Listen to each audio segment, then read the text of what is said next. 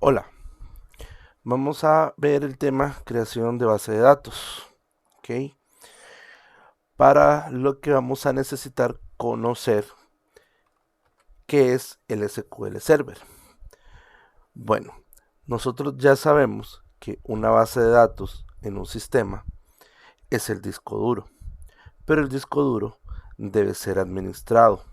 ¿Administrado por quién? Por un sistema gestor de base de datos o un DBMS por sus siglas en inglés, Database Management System. En este caso, nuestro sistema gestor de base de datos va a ser el SQL Server de Microsoft, ¿okay? Que es el sistema que se encarga de trabajar con el lenguaje SQL. SQL es un lenguaje de programación orientado específicamente a administrar y recuperar información de sistemas de gestión de bases de datos del tipo relacional. SQL viene de las siglas en inglés Structured Query Language.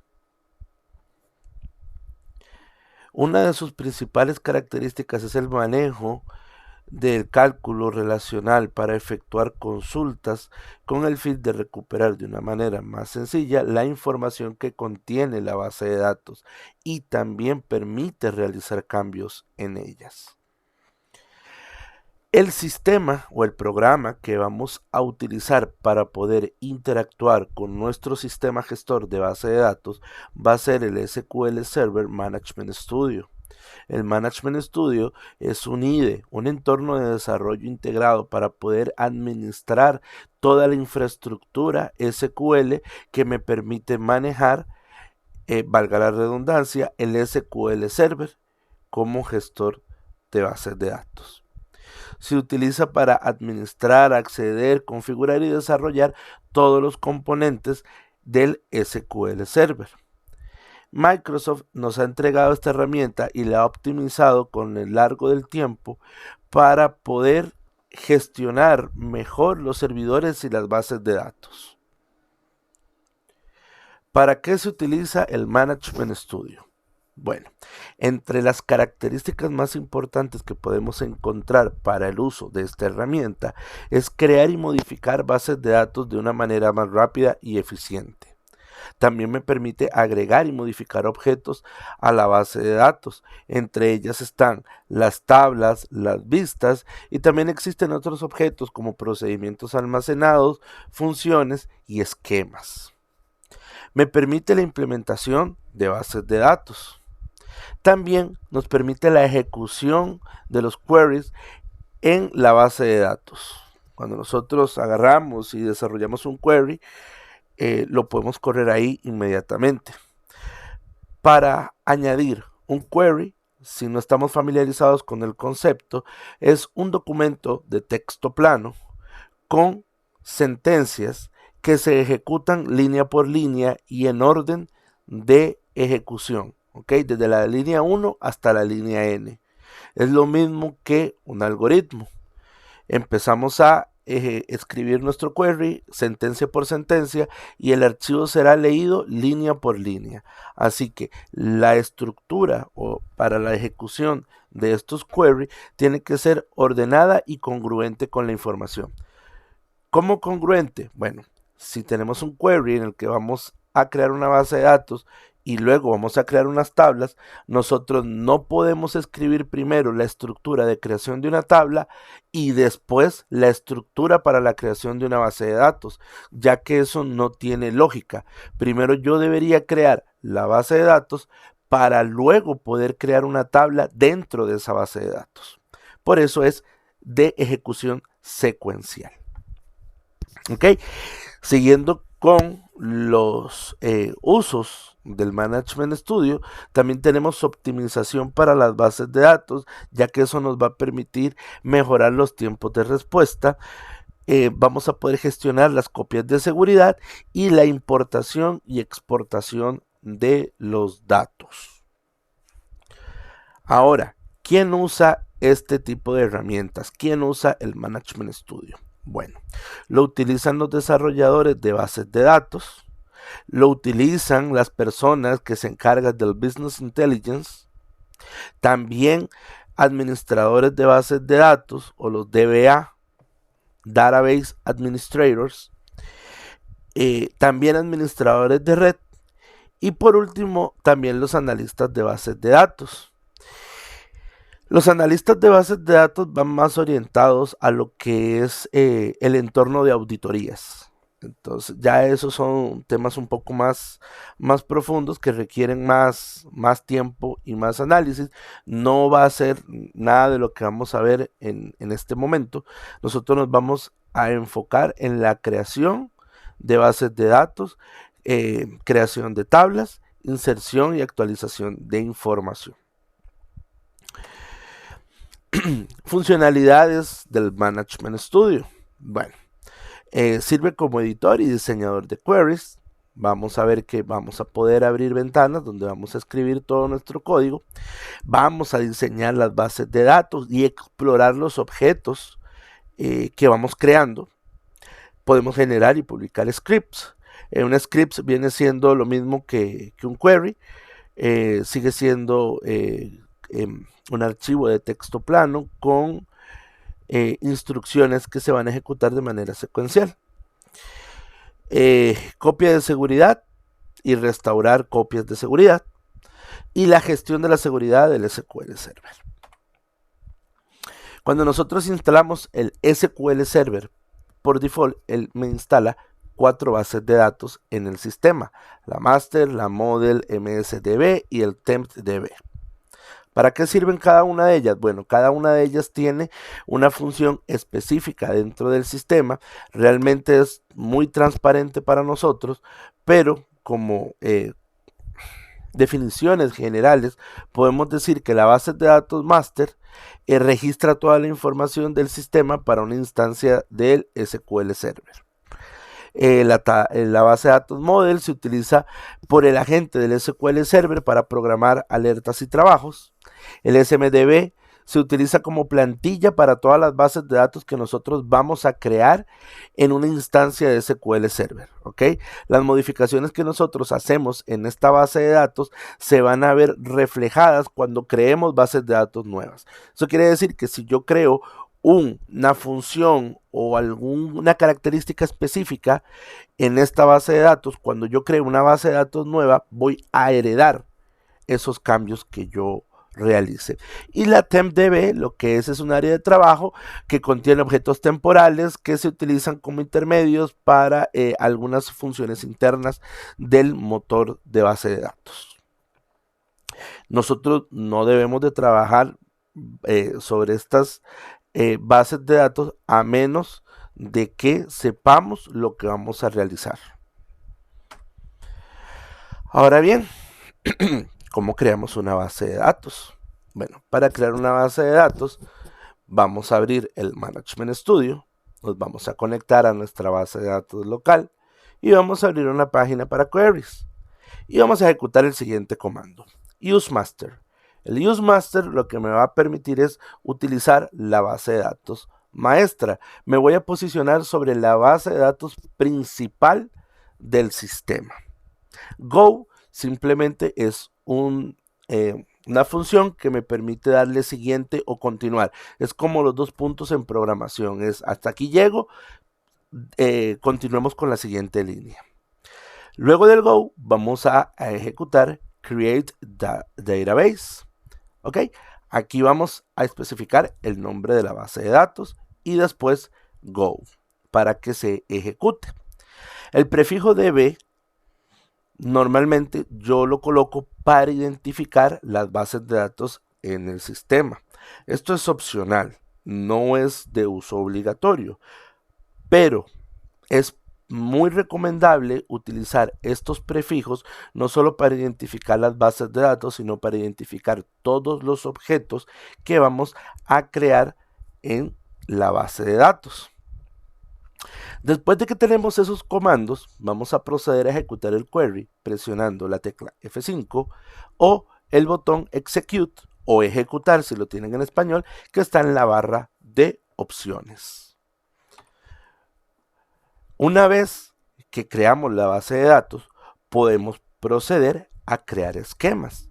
Los esquemas en el SQL Server los vamos a utilizar para organizar o agrupar los conjuntos de objetos de la base de datos. Esto me va a permitir una mejor administración de permisos al momento de asignárselos a los usuarios. También, como dije anteriormente, me permite organizar o agrupar.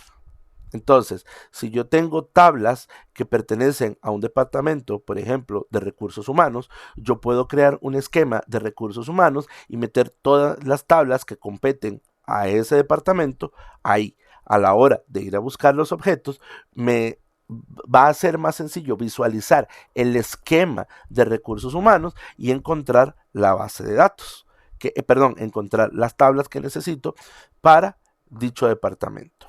¿Okay?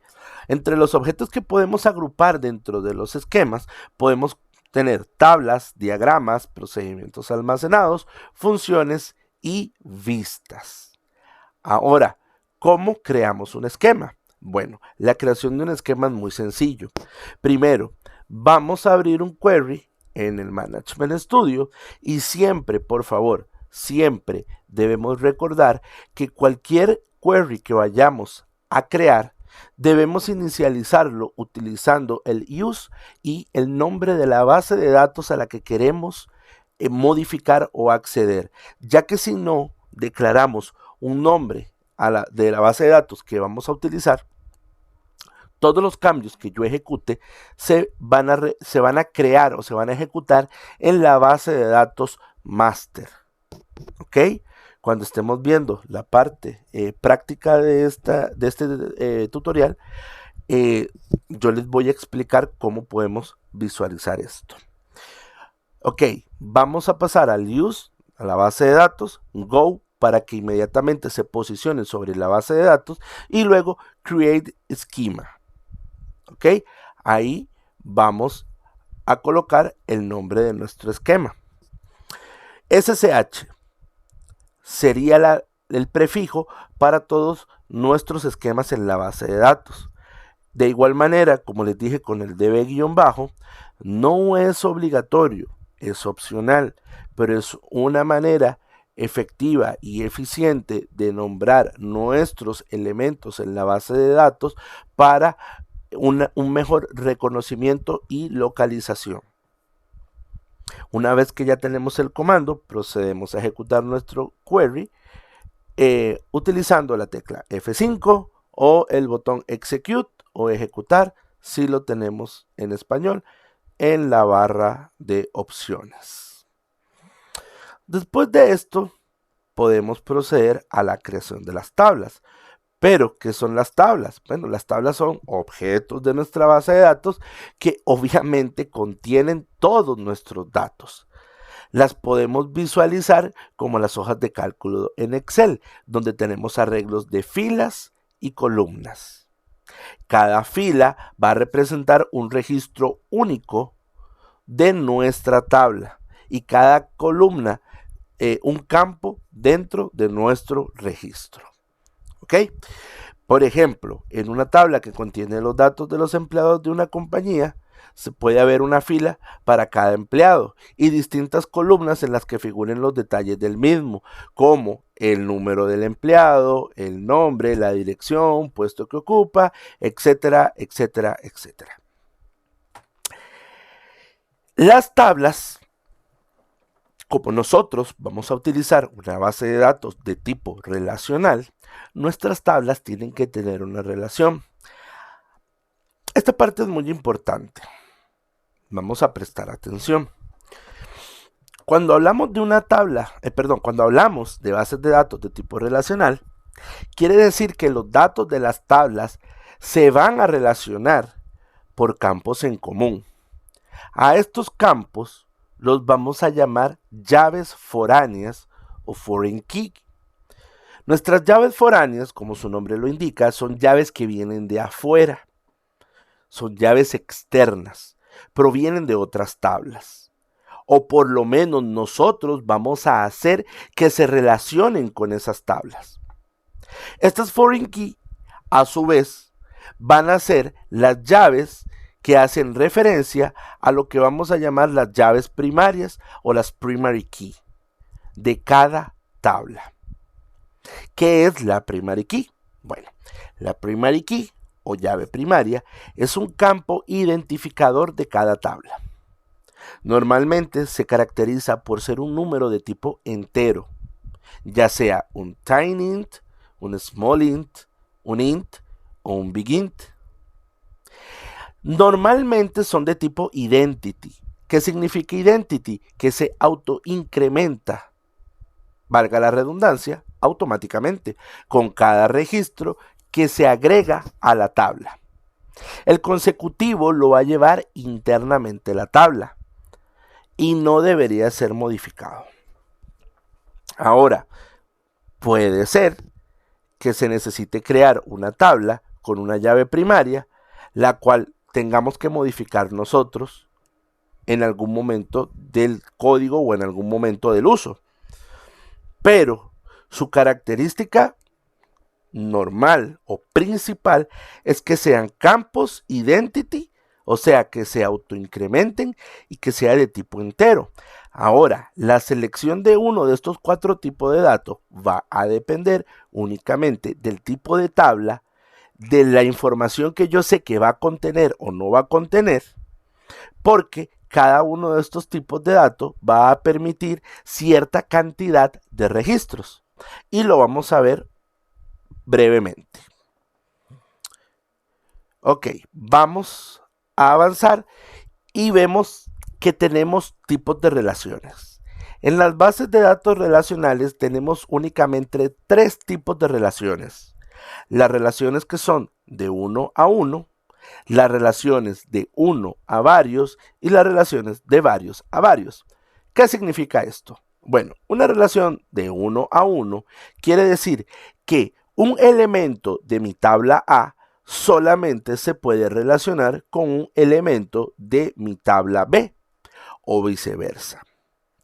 Ejemplo, tenemos una tabla de países y tenemos una tabla de banderas. Normalmente, un país solamente tiene una bandera oficial y en viceversa, una bandera se asigna únicamente a un país. Eso es una relación de 1 a 1. Un país no puede tener varias banderas y una bandera no puede tener varios países.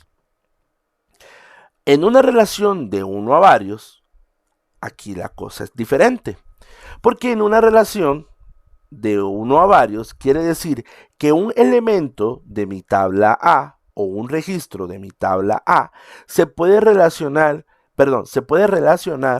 con uno o varios elementos de mi tabla B. Un ejemplo muy común es una tabla de proveedores y otra tabla de productos, donde en mi tabla de proveedores tengo 3, 4, 5 registros con diferentes proveedores y cada proveedor de esos me puede suplir de diferentes productos. ¿Ok? El proveedor 1 me puede suplir el producto 1, 2, 3 y 4. El proveedor 2 me puede suplir el producto 7, 8 y 9, etc. Y si lo vemos de manera contraria, un producto o una línea o un registro de mi tabla producto puede ser vendido por un proveedor. ¿Ok? Entonces, ahí es donde yo tengo mi relación de 1 a muchos.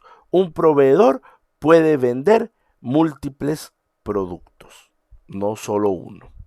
Y cuando tenemos una relación de varios a varios, que se utiliza también muy comúnmente en las bases de datos, lo podemos ver como que múltiples registros de mi tabla A se pueden relacionar con múltiples registros de mi tabla B. Tal vez suena un poco confuso cuando se dice de esa manera, pero si lo vemos con este ejemplo, tabla películas y una tabla de actores, podemos ver que una película puede tener muchos actores y un actor puede participar en diferentes películas. Entonces ahí tenemos una relación de muchos a muchos, donde una película puede tener muchos actores y un actor puede participar en muchas películas. Para continuar, tenemos este pequeño ejemplo donde acá tenemos una tabla país, pasajero y pago.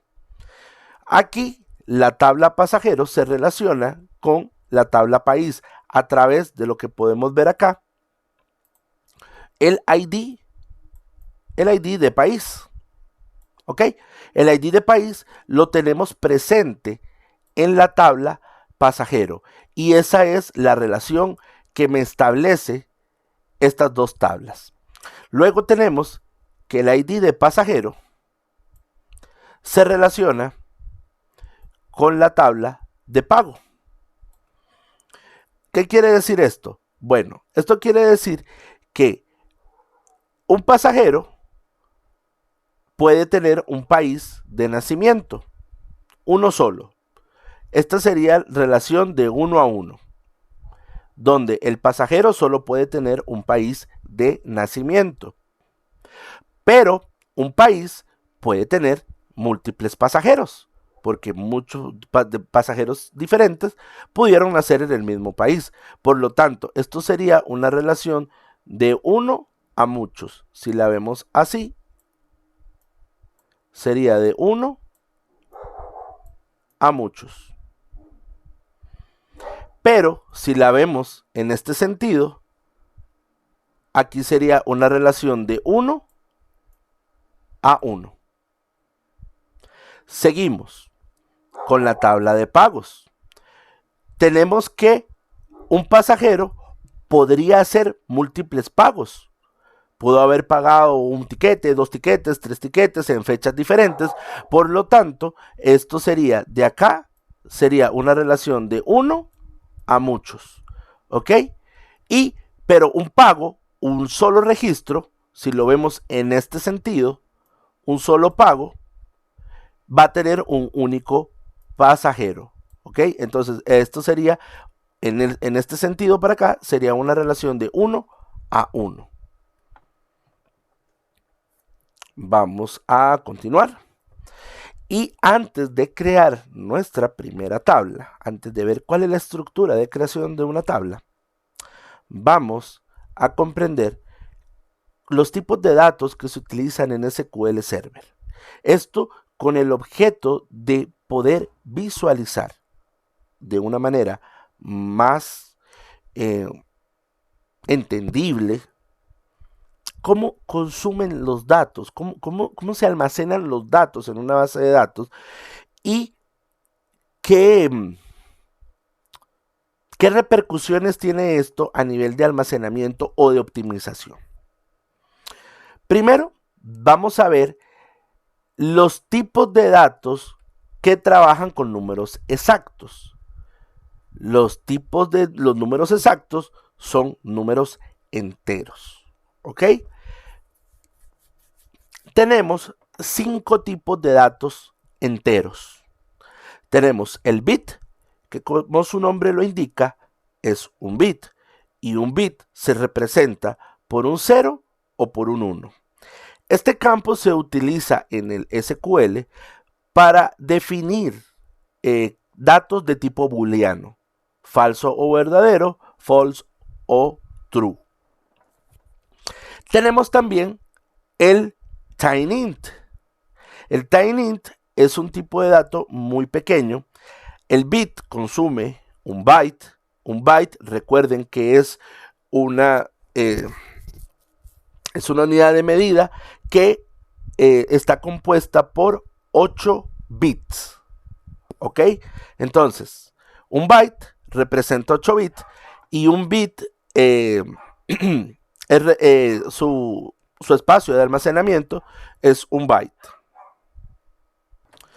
Ok, como habíamos dicho, bueno, un bit para un byte para representar el tipo de dato bit, un byte para representar el tipo de dato tinyInt, que lo que me permite es un número entre 0 y 255, que es lo máximo que yo puedo representar con 8 bytes. Tenemos el small int, que me permite cifras desde el menos 32.768 hasta el 32.767. Si lo vemos a manera de registros en una tabla, lo más que yo voy a poder tener son 32.767 registros si utilizamos el tipo de dato small int, y se representa con 2 bytes en el almacenamiento en disco. Después tenemos el el int, que este dato sí es mucho más grande, se representa con 4 bytes y me permite tener registros de hasta 2.147.483.647 registros. Ya es un dato muchísimo más grande, es un dato que me va a permitir tener una cantidad generosa de registros en una tabla. Después tenemos el big int, pero ya este tipo de datos se representa con 8 bytes y realmente es un número excesivamente grande. Hablamos de 9.223.372 billones, 36.854.775.807. Hasta me cansé de decir el número. Es un número excesivamente grande. Difícilmente yo creo que en el desarrollo de nuestros sistemas vayamos a tener una tabla tan grande como esta para tener que indicarle a una llave primaria que tiene que ser de este tamaño, que tiene que ser del tipo big int y que tenga que ocupar 8 bytes por cada registro. O sea, es bastante. Normalmente, el tipo de dato que se utiliza para generar las llaves primarias de las tablas es el int. Ahora, existe la posibilidad de que tengamos tablas que sepamos que son muy pequeñas y que no necesitemos gastar tantos bytes en el almacenamiento, como por ejemplo, si estuviéramos trabajando con la factura electrónica y tuviéramos la tabla de los tipos de cédula, nosotros aquí utilizamos 5 tipos de cédula. Está la cédula física, la cédula jurídica, el NITE, el pasaporte y la cédula de residencia. Perdón, el DIMEX. Cédula DIMEX. Son 5 tipos de identificación. Esos 5 tipos de identificación yo los voy a usar a lo largo del sistema para identificar el tipo de documento de mis clientes. Entonces, ¿para qué voy a crear una tabla con una llave primaria de tipo int que me va a consumir 5×4, 20 bytes de almacenamiento por esas 5 llaves, cuando perfectamente pudiera utilizar 5 bytes colocándole tinyint, donde voy a tener 5 registros y todavía me quedan para agregar 250 registros más en caso de que existieran más tipos de cédula, por ejemplo. ¿Ok? Eso es un ejemplo de tablas que yo puedo controlar en su tamaño, que sé cuántos registros van a tener y cuál es la posibilidad de que tengan más. Pero cuando yo tengo una tabla de tipo facturas, donde yo voy a generar y a generar y a generar, y yo no sé en qué momento voy a dejar de generar facturas, difícilmente voy a poder utilizar un tipo de dato tipo tinyint o incluso un tipo de dato smallint, porque todavía 32.767 parece mucho, pero cuando estamos facturando, nos vamos a dar cuenta que en cualquier momento esto se nos puede quedar pequeño. Ahora, generar 2.147 millones de facturas estaría bien, pero es bastante. Entonces podemos jugárnosla con un tipo de dato int. Ok. Avancemos con los siguientes tipos de datos. Vamos a tener ahora numéricos con precisión y escala fija. Estos son muy importantes. Son del tipo decimal o numérica. Si utilizas este o este, da exactamente igual. Son exactamente lo mismo. Cuando utilizo un rango de precisión, lo que le estoy diciendo es la cantidad de dígitos que va a poder contener ese dato. De 1 a 9 dígitos voy a consumir 5 bytes. De 10 a 19 voy a consumir 9. De 20 a 28 consumo 13 bytes y de 29 a 38 17 bytes. Estos son los rangos de precisión. Ahora, estos señores van a recibir dos argumentos, ¿ok? Los argumentos que reciben son la P y la S, donde la P es la precisión y la S es la escala. La escala, ¿qué quiere decir? La cantidad de dígitos decimales que van a ir después del punto. Pero ojo, la escala se le resta a la precisión. ¿Qué quiere decir eso? Que si yo en precisión digo que va a tener 9 dígitos, pero en la escala va a tener 4, eso quiere decir que el punto se va a posicionar después del quinto número y ahí van a estar mis decimales. Por lo tanto, mi parte entera van a ser 5 dígitos y mi parte decimal van a ser 4 dígitos. ¿Ok? De esos 9.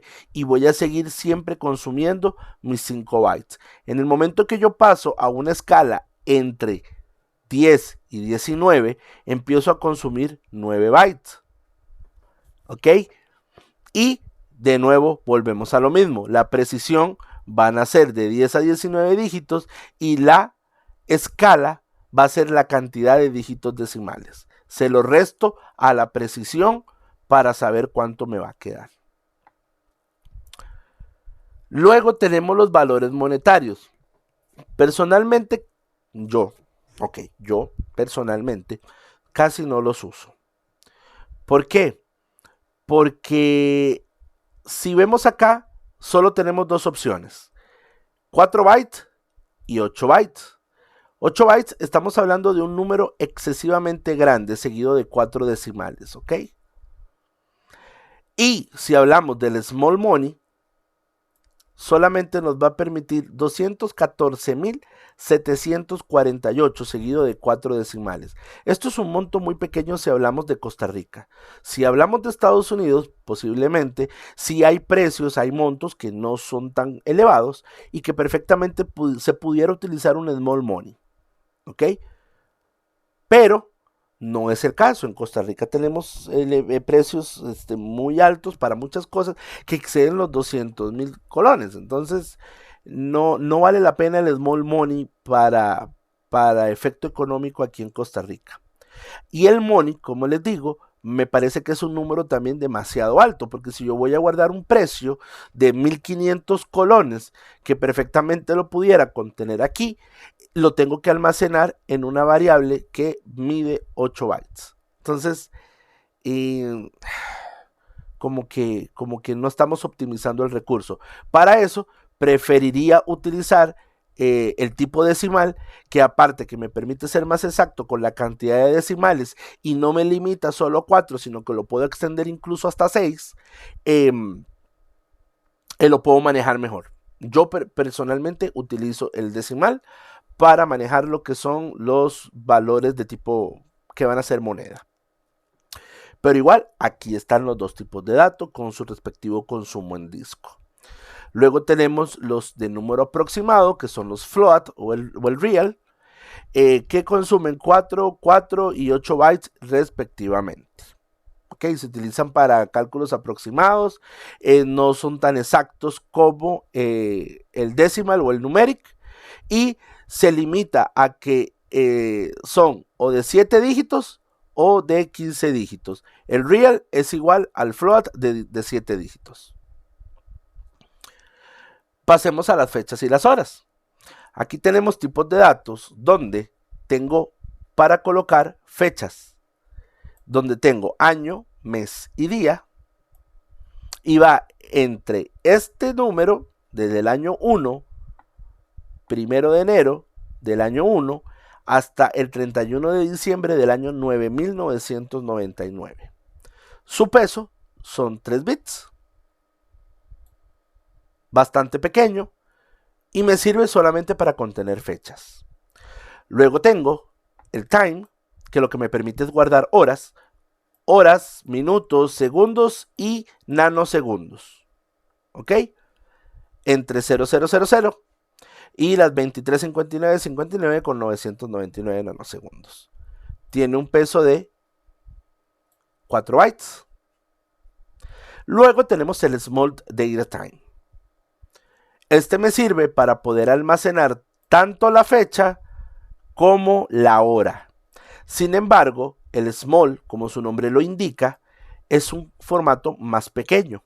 Por eso pesa 4 bytes.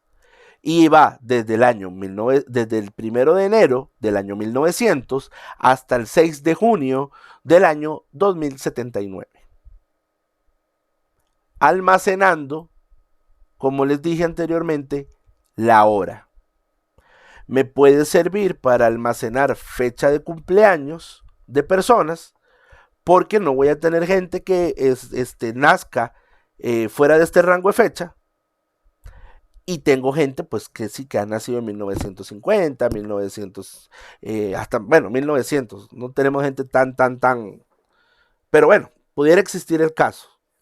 Para eso ya tendríamos que hacer la respectiva modificación. Sin embargo, si lo vemos en un escenario ideal, todavía una persona que tiene 80 años ha nacido en el año 1940 aproximadamente, creo. Estoy bateando un poquito. Sacando números así al azar. Entonces, todavía estamos bien con el rango de tiempo. Y el daytime, que si es un formato muchísimo más grande, son 8 bits, almacenamos las fechas desde el 1 de junio de 1753 hasta el 31 de diciembre del año 1999. Es bastante grande este tipo de dato. De verdad, si lo que vamos a almacenar son fechas de cumpleaños o registros en una bitácora por acceso, ingreso, por huella dactilar o algo así, de veras no deberíamos utilizar un formato tan grande, ya que si vamos a hacer, por ejemplo, registros de entradas de un reloj marcador, nosotros tenemos cientos de entradas al día, miles de entradas al mes y se pueden volver cientos de miles. En X cantidad de tiempo. Y si multiplicamos eso por 8 bits, se empieza a volver bastante pesada la base de datos. Por eso es muy importante, dependiendo de lo que vayamos a hacer, elegir el tipo de dato correcto para lo que vamos a almacenar. Ven que tenemos 3 tipos diferentes de fechas: date, small datetime y datetime. Los 3 almacenan fecha, pero uno me almacena con 3 bytes, el otro me almacena con 4 y el otro me almacena con 8. ¿Cuál es el que necesito? ¿Cuál realmente va a ser el consumo que yo voy a necesitar de esa base de datos para almacenar esa información? Es ahí donde va a entrar la capacidad de análisis de nosotros para poder elegir correctamente y sabiamente cuáles van a ser los tipos de datos. Luego, por último y no menos importante, están los tipos de datos que trabajan con caracteres y cadenas de texto. Vamos a ver las diferencias principales. Tenemos el char, tenemos el varchar, el envarchar y el enchar y el envarchar. Diferencias, bueno, la primera, char y varchar trabajan con el tipo de codificación ANSI. Envarchar trabajan con Unicode. Unicode es el tipo de codificación que maneja caracteres en chino, en hebreo, en árabe, etc. Son caracteres que se tuvieron que agregar después para poder ampliar el marco de caracteres que podía manejar una computadora. ANSI son el tipo de codificación anterior, donde normalmente están las tildes, las señas, signos de puntuación, la codificación que nosotros utilizamos normalmente. ¿Ok? Ahora, todos estos tipos de datos reciben un argumento. ¿Cuál es el argumento que reciben? La cantidad de caracteres con la que van a trabajar. Entonces, cuando tenemos el argumento de la cantidad de caracteres, aquí el char y el varchar soportan desde 1 hasta 8000. Ambos. El enchar y el varchar soportan desde 1 hasta 4000. Ahora, ¿cómo se maneja el almacenamiento de los datos? Ok. En el caso del char y el varchar, se va a manejar por n, que viene siendo la cantidad de caracteres que yo le defina, por un byte. Eso quiere decir que si char, yo le defino que son 25 caracteres, él va a pesar 25 bytes. Si al varchar yo le defino que son 50 caracteres, él va a pesar 50 caracteres. Ahora, hay una diferencia muy grande entre char y varchar. El char es tamaño fijo. ¿Qué quiere decir eso? Que si yo lo declaro con 5 caracteres y solamente ingreso 1, él me va a rellenar con espacios en blanco el resto. Él siempre va a ocupar sí o sí la cantidad de caracteres que yo le defina. Por lo tanto, si le digo que pesa 5 y le agrego 1, él va a pesar siempre 5. A diferencia del varchar, que es variable, y de ahí la palabra var. Como es variable, quiere decir que si yo lo defino con 25 caracteres, pero solamente utilizo 5, la variable en el almacenamiento me va a pesar solamente 5 caracteres y no 25 como lo habría hecho el char. Diferencia. Char a la hora de búsqueda es mucho más rápido que el varchar. Pero eso definitivamente a los ojos es casi imperceptible. Cuando tenemos consultas muy grandes, tal vez haciéndole un tracer de tiempo a la consulta, pues nos daremos cuenta que sí hay una diferencia de tiempo. Pero tampoco va a ser muy problemático. El enchar y el varchar funcionan exactamente igual. No hay diferencia. Bueno, sí hay diferencia. De igual manera, este es tamaño fijo. De igual forma, si le defino que es 5, va a rellenar con espacios en blanco lo que no use hasta completar. Y el envarchar también va a utilizar solamente lo que yo le coloco. La diferencia es que como utilizan Unicode, en vez de ser un bit por carácter, ahora van a ser 2 bytes por carácter. Por eso también se redujo a la mitad el máximo de caracteres. Si yo le coloco a un tipo char que tiene 5 bytes, que tiene 5 caracteres y solo coloco 3, él igual me va a rellenar con espacios los 5 y me lo va a multiplicar por 2 en almacenamiento, y entonces en vez de valer 5 bytes ahora va a valer 10. ¿Ok? Entonces ahí hay una diferencia. Y el varchar lo mismo. Va a ser exactamente igual. Si yo le coloco que la variable tiene 25 caracteres, pero de esos utilizo solamente 12, él va a utilizar los 12, sí, no me va a rellenar con espacios en blanco, pero me va a almacenar la variable con 24 bytes de espacio en almacenamiento. ¿Ok? ¿Para qué todo esto? Bueno, es muy importante recalcar los 4 tipos de datos para que se pueda utilizar apropiadamente el tipo de dato que vamos a utilizar. ¿Vale la pena usar char? ¿Vale la pena usar varchar? ¿Vamos a utilizar caracteres de tipo Unicode para almacenar en nuestra base de datos? ¿Vale la pena sacrificar el almacenamiento por 2 por utilizar enchar o varchar o envarchar? Esos son los cuestionamientos que debemos de hacer cuando estamos construyendo la base de datos. ¿Dónde utilizamos varchar? Cuando vamos a insertar nombres, apellidos. Normalmente podemos utilizar, no sé, declarar una variable nombre, una columna de nombre del tipo varchar donde no exceda los 15 caracteres y guardar la información. Si lo utilizamos varchar y pusimos Juan, pues Juan solamente tiene 4 letras. 4 letras representan 4 bytes de almacenamiento. Pero si lo declaro de tipo envarchar, van a ser 8 bytes de almacenamiento para el mismo nombre que pude haber almacenado con un varchar. Entonces, decidir qué necesito. Necesito char, necesito varchar, necesito Unicode. Ahí es donde van a tener que decidir ustedes mismos, según el tipo de dato que ocupen, cómo lo van a construir. Vamos a repetir un poco las características. Dijimos que el char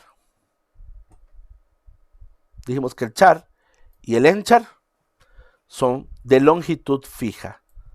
Rellena con espacios lo que no utilizo. Si lo declaro de 25 caracteres, 25 caracteres se van a almacenar en la base de datos. Aunque yo haya utilizado 5, 25 se almacenan. ¿Vale la pena? No me suena que valga mucho la pena utilizar un tipo de dato de esos para almacenar, por ejemplo, nombres o apellidos, cuando la longitud es tan variable. Tenemos apellidos como Carpentier o Mora, o sea, apellidos largos o apellidos cortos. Definitivamente, char no es una opción. Diferencias. Bueno, desde el método de almacenamiento, el envarchar almacena por carácter. Recuerden que carácter por 2. Almacena lo que antes valía 1 para el varchar, que almacena por byte. El envarchar es por 2. ¿Ok? Bueno, no es una Z, es un 2. En términos de capacidad de almacenamiento, el varchar dijimos que ahorra muchísimo más espacio, porque el tamaño de almacenamiento es la longitud real de los bytes. ¿Ok? 400 caracteres, 400 bytes. Si fueran en varchar, 400 caracteres equivalen a 800 bytes. ¿Ok? Mientras que en el varchar el almacenamiento es de doble byte, lo que acabamos de explicar. Su uso. Si el contenido almacenado son caracteres en inglés y no hay otros símbolos de idioma, como caracteres en chino, o caracteres en hebreo, arameo o alguna otra lengua muerta, se recomienda usar el varchar. Use en varchar para los caracteres chinos. ¿Por qué? Porque el envarchar dijimos que utilizaba la codificación Unicode, que es un estándar de codificación de caracteres unificado, valga la redundancia. Lo que reduce obviamente la posibilidad de tener caracteres ilegibles. Pero volvemos a repetir, siempre y cuando en nuestra base de datos nosotros vayamos a almacenar ese tipo de información. ¿Ok? Mientras no la vayamos a utilizar, definitivamente utilizar en varchar o en char es desperdiciar espacio en disco duro. Claro, ustedes dirán, pero es que 1 byte, 8 bytes, 16 bytes, eso no es nada. Nosotros tenemos almacenamientos de teras. Sí, pero recuerden que ustedes no van a tener solo un registro en la base de datos. Van a tener múltiples registros, van a tener múltiples tablas. Entonces, si ustedes no administran bien el recurso, se vuelve lenta las búsquedas en la base de datos porque se empieza a volver grande y se vuelve grande sobre la nada. ¿Por qué? Porque si yo tengo 5 Juan en la base de datos, al tenerlos de tipo enchar van a ser datos muchísimo más grandes que la base de datos tiene que invertir tiempo en búsqueda. Nosotros debemos de optimizar el tiempo porque mientras más corta sea la información, mientras más rápida y accesible sea, el motor de base de datos va a trabajar más eficientemente. Mientras más basura le metamos, mientras permitamos que se almacene información que no debería estar, pues se va a volver más lenta. ¿Ok? Y se va a volver pesada de mantenimiento. Entonces, es mejor ir pensando desde ya, analizando cuáles son los mejores tipos de datos. Mi recomendación para nuestros proyectos, para lo que nosotros hacemos normalmente, incluso para la universidad o para futuros proyectos, varchar está bien. ¿Que ocupa un carácter chino? Ok, en varchar. Ya saben que el en varchar o el enchar utiliza Unicode y van a tener la gama amplia de caracteres, sacrificando obviamente el espacio de almacenamiento. ANSI, que es lo que nosotros utilizamos con el char y el varchar. Ahí tenemos unos ejemplos de algunos códigos, es el normal. Y aquí tenemos un par de ejemplos de Unicode, que es el estándar de codificación unificada. Crear una tabla. Ok. Después de que ya hemos entendido o visto cómo funcionan los tipos de datos, pues ahora nosotros vamos a ver cómo construimos una tabla. Anteriormente les había dicho que teníamos que respetar el use de la base de datos. Siempre que vayamos a hacer algo en una base de datos, colocamos use y nombre de la base de datos, go para seguir a la siguiente sentencia, y aquí viene la sintaxis para crear una tabla. Create table es lo primero, seguido de el esquema que hemos creado de la base de datos donde queremos meter esa tabla, punto, y la tabla con su respectivo nombre. TBL es el prefijo que utilizaremos, si lo desean, para la creación de las tablas, así como DB para las bases de datos, SSH para los esquemas, TBL para las tablas, ¿ok? Guión bajo y el nombre de la tabla. Seguido abrimos paréntesis y cerramos paréntesis. Recuerden siempre en programación, en lo que estén haciendo, cuando hacen la apertura de algún símbolo, recuerden cerrarlo de una vez. Eso para que no se olvide y no les dé error el código a la hora de correr. Dentro de estos paréntesis vamos a empezar a construir los campos o las columnas que va a tener la tabla. Aquí vamos a crear el ID de estudiante.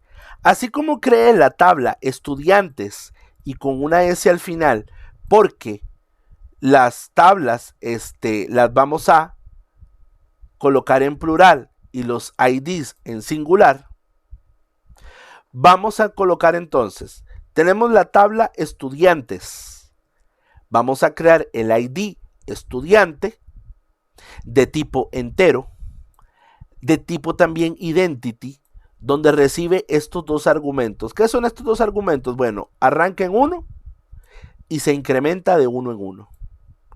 Eso es lo que significan estos dos argumentos.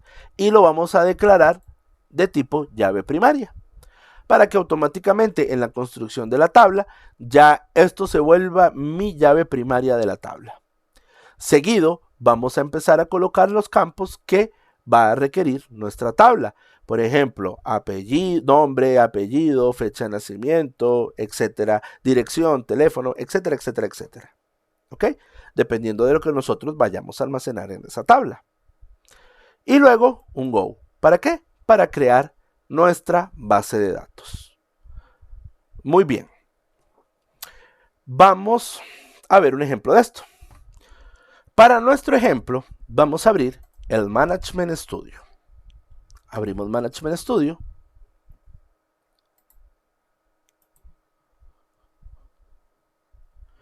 Esperemos a que el Management Studio abra. Y nos vamos a conectar a nuestra base de datos local. Ok, nuestra base de datos local es la que nosotros definimos en la instalación. Le damos conectar. Y aquí tenemos los objetos que vamos a explorar dentro del Management Studio. Aquí tenemos las bases de datos y tenemos otros objetos más. Tenemos dentro de las bases de datos las tablas, los procedimientos, las vistas, etc. Para acá, para efecto de este tutorial, vamos a abrir un nuevo query. Aquí arriba nos posicionamos, o nueva consulta, si lo tienen en español, y se nos despliega esta pantalla. ¿Ok? Lo primero que yo les dije para crear una base de datos es que vamos a utilizar la base de datos master. Nos posicionamos sobre ella y le damos go. Vean lo que pasa si yo corro el script. Cuando yo corro el script, se ejecuta correctamente el comando, pero vean que se posicionó aquí arriba sobre la master. Si yo me vuelvo a mover de una base de datos a otra y vuelvo a correr acá el script, vean esta barra cómo cambia. ¿Okay? Inmediatamente se posiciona. Cuando nosotros estamos creando un script, lo importante es que nosotros le digamos en qué base de datos vamos a trabajar dentro del script. No podemos solamente confiarnos de que vamos a ser lo suficientemente astutos para acordarnos que tenemos que cambiar aquí la base de datos. Porque si yo la cambio, no hay problema. Lo que yo corra acá va a funcionar dentro de esta base de datos. Pero si se nos olvida, vamos a crear los datos siempre en la base master. O peor aún, en la base de datos que esté aquí arriba seleccionada, ¿ok? Entonces, corremos el script, estamos en master y ahora vamos a utilizar el comando create database. ¿Ok? Dijimos que el prefijo era db-bajo y le vamos a colocar un nombre. Vamos a ponerle pruebas. Esa es mi base de datos, pruebas. Y le damos go. Si corro el script, se ejecuta el comando correctamente y si me posiciono sobre la carpeta de bases de datos y le doy refrescar, vemos que acá se me despliega la base de datos pruebas que no tiene ninguna tabla todavía. ¿Ok? Puedo borrar esto acá. Seguido dijimos que íbamos a crear esquemas. Entonces puedo utilizar la base de datos que acabo de crear, db-bajo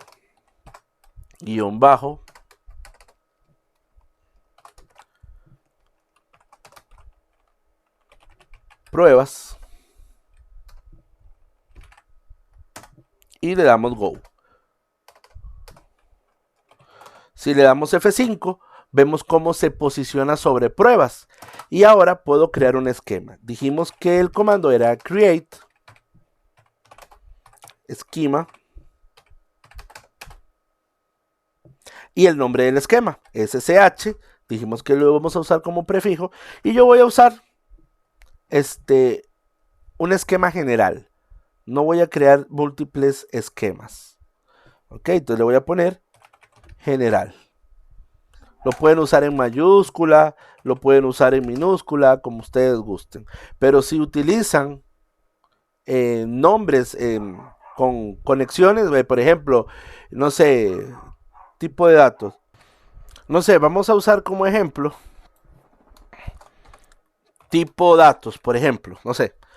Con el camel case, vamos a utilizar camel case para este tipo de nomenclaturas, ¿ok? Entonces, acá solamente voy a dejar el esquema general y le damos go. ¿Ok? Si le damos F5, ya se ha creado el esquema. ¿Dónde está el esquema? Bueno, nos vamos a ir a la base. Primero vamos a actualizar la base de datos pruebas. Luego nos vamos a ir a la parte de seguridad dentro de la base de datos. Y aquí está la carpeta esquemas. Acá está el esquema general que yo acabo de crear. Ahí lo vamos a poder ver. ¿Ok? Se creó correctamente. Si yo borro este script y voy a crear uno nuevo, ahora lo que sigue es la creación de las tablas.